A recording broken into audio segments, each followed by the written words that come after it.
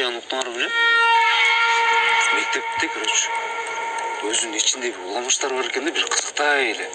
Мектептин сыртында эстеликтер бар го, ошо эстеликтердин көзүн караса бир күнү сол жакты карап турат, бир күнү оң жакты карап турат. Ушундай сыяктуу эмелер бар экен да. Ичиндеги лабораторияга кирип, жана раковинадагы сууларды агызсак, суу чыкпай эле кан чыгып, ушундай боло берет экен да. Туалетине кирсе, эң акыркы эшикке кирген киши вообще чыкпай калат экен ошол жака. Анан бир күнү эле 9-класстын балдары ошону текшеребиз деп жолдошуп алып киришет.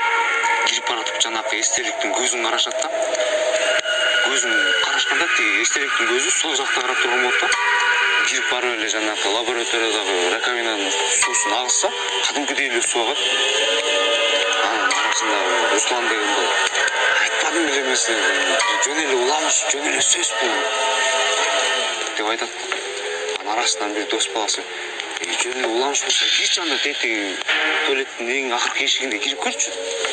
Айне кирем эле деп эч коркунуч жок эле кирип кетет.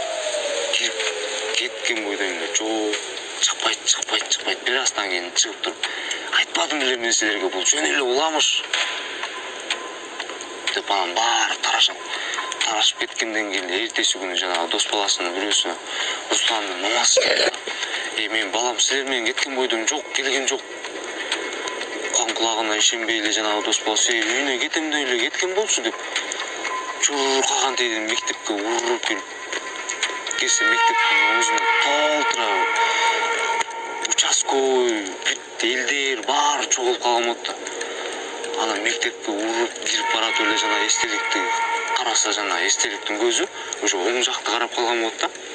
Көргөн көзүнө ишенбей эле чуркаган тийден мектепке уруп барып кирип барып эле жана лабораторияда раковинаны караса, кан агып катып калган болот да ал жергечи. Эмени караса, туалет жакта жана Руслан сөөгүн көрөт да. Өзү артты карап калган, өйдөнү карап калган да. Биринчи ката силер да ок атасыңарбы?